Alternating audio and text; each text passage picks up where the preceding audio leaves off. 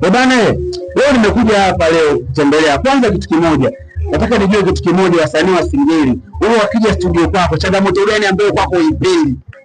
Bwana, kwanza msanii wa Singeli kama msanii wa Singeli, cha kwanza akija studio ili apate vibe, kwanza lazima akate mtungi. Hapo ndio kuna kipengele, kwa sababu bwana, subiri kwanza. Wasanii wa Singeli, kwa nini mnapenda kukata mitungi? Hebu tuendelee. Bwana, mimi nashindwa kuelewa kama hiyo ndio starter au ni vipi, lakini changamoto kubwa ambayo tunapitia, unajua kumsuka mtu mpaka akae kwenye njia ni changamoto kubwa sana, alafu unachukua muda mrefu sana. Wapo wenyewe mtu ugombane naye, naweza pia mkatukanana, lakini akarekodi hivyo, yani hivyo tunaeleza hivyo, lakini changamoto ni kubwa sana.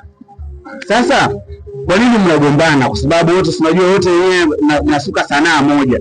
Kwa nini msielekezane mkakaa msigombane?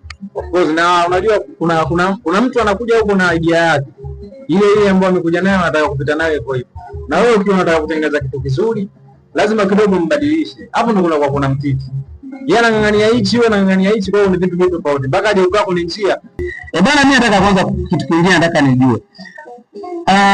Msanii anapokuja studio, swala kwanza kabisa unazingatia kwake yeye katika uandishi wake, unazingatia vitu gani? Kwanza naangalia ngoma, je, imekaa imesimama?